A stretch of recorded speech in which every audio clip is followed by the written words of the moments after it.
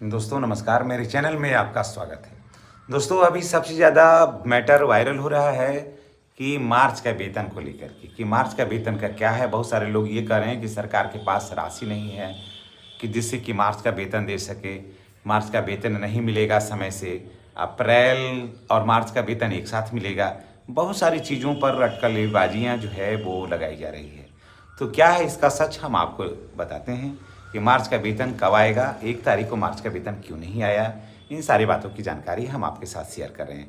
दोस्तों अगर आप चैनल पर नए हैं तो चैनल को सब्सक्राइब करिए, बेल आइकन को दबाइए ताकि वीडियो का नोटिफिकेशन जो है वो आपको मिलता रहे। दोस्तों इस बार मार्च का वेतन क्या ही सारा कुछ व्यवस्था था ही और अभी भी व्यवस्था है, उसमें ही यहाँ पर कोई दिक्कत नहीं है।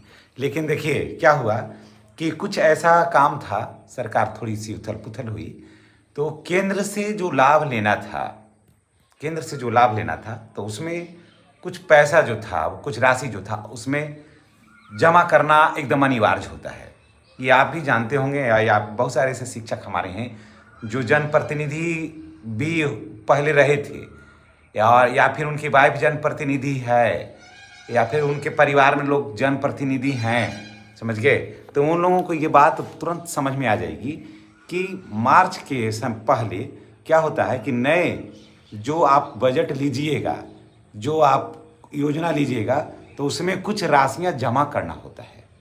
तो उस राशि को जब जमा करिएगा समय से पूर्व, तो आपको करिएगा 10 रुपया जमा तो आपको 90 रुपया आपको मिलेगा लाभ, समझ गए। तो केंद्र में बहुत सारी ऐसी योजना था जिस पर सरकार को साल भर उधर जमा नहीं कर पाई, तो उतना राशि को संचय करके उस कोष पर जमा करना था।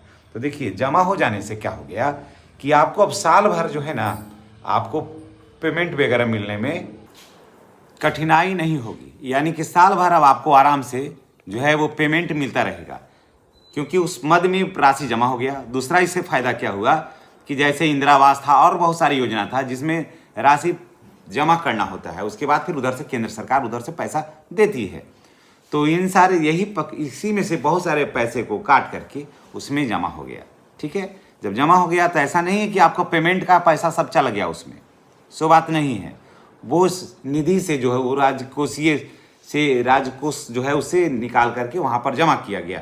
हम आप भी रहते ना तो यही काम करते आप, हम आप भी रहते तो ऐसा नहीं है कि सरकार के ऊपर हर बात के लिए उंगली उठा दिया जाए, तो ये कहीं से कोई बुद्धिमानी नहीं होती है। तो वहाँ पर जमा कर देने से क्या हुआ कि सभी लोगों को फायदा हो गया और आपको साल भर फायदा हो गया, सभी शिक्षकों को साल भर फायदा हो गया और आपको विधिवत पेमेंट समय पर मिलता रहेगा। तो अब चलते हैं बात करते हैं तो कि मार्च का पेमेंट का क्या होगा। क्या मार्च का पेमेंट समय से नहीं होगा? सरकार अपने वादे से मुकर गई। सरकार जो ये वादा की थी कि हर हाल में 1 तारीख को पेमेंट मिलना चाहिए, तो क्या वो नहीं मिलेगा? तो जी हाँ, एक चीज़ है कि भले ही यहाँ पर सरकार की बात जो है वो थोड़ा सा फिसली जरूर है, क्योंकि 1 तारीख को पेमेंट नहीं हुआ है ना। तो लेकिन 1 तारीख को पेमेंट नहीं हुआ तो थोड़ा पीछे देख लीजिए कि कितना छुट्टियां थी। सरकार जब बहुत ज़्यादा यहाँ पर दोषी नहीं, छुट्टी कितनी थी, चाहे वो विद्यालय में हो, वहाँ से भी एब्सेंटी जाने में समय लगा। उसके बाद बैंक में भी छुट्टियाँ रही है, समझ गए। फिर मार्च क्लोजिंग भी है, उसका भी असर है। तो इसके बाद जब बैंक खुला है तो भी छुट्टी है, तो 14 दिन ऐसे भी बैंक में इस बार संभवतः छुट्टी है। तो कामकाज तो थोड़ा प्रभावित होगा ही होगा।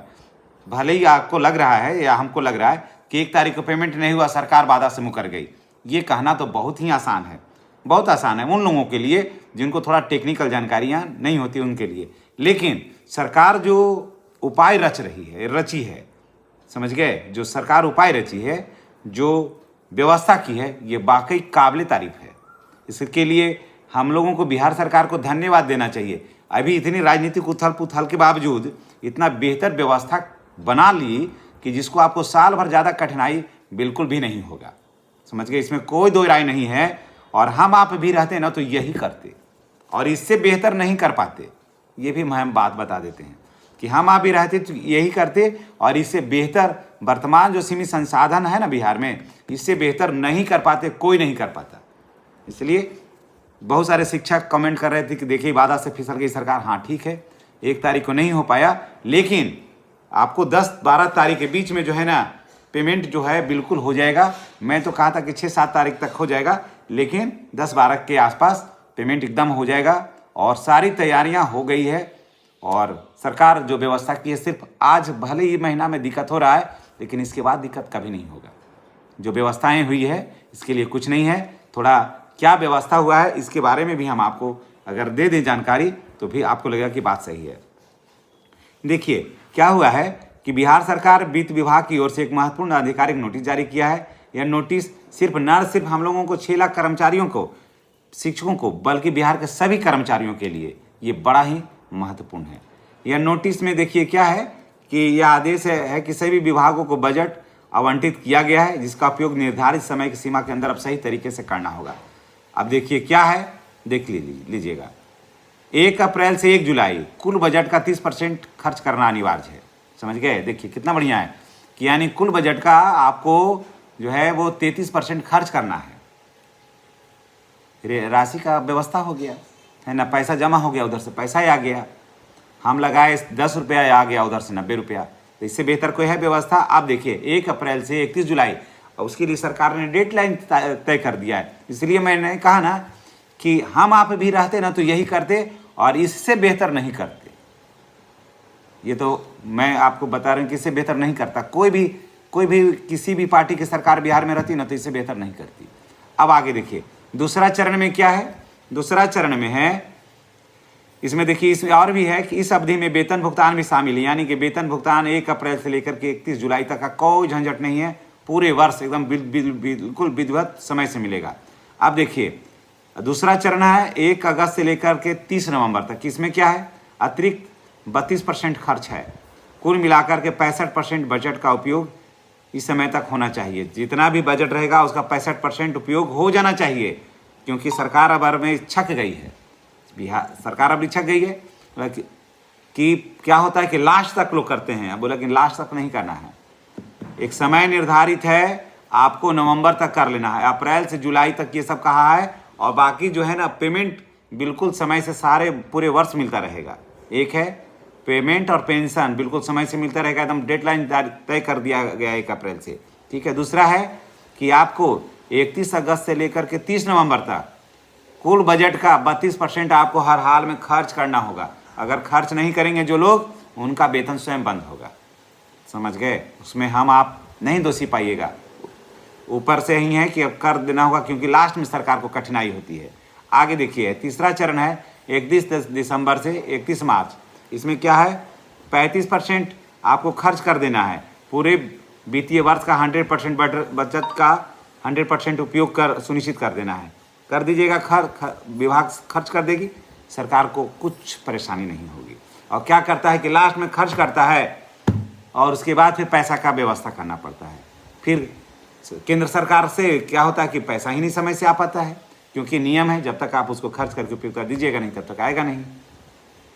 अब देखिए इसमें मार्च 26 का वेतन अभी तक नहीं मिला है। उसके पीछे का कारण है कि इसमें वित्तीय वर्ष में ये जो समाप्ति की जो प्रक्रिया है, तो वित्तीय जो व्यवस्था है उसे करने में विलंब हुआ है, इसके वजह से नहीं हुआ। लेकिन 10 अप्रैल के पहले, 10 अप्रैल के आसपास वेतन बिल का भुगतान बिल्कुल हो जाएगा दोस्तों।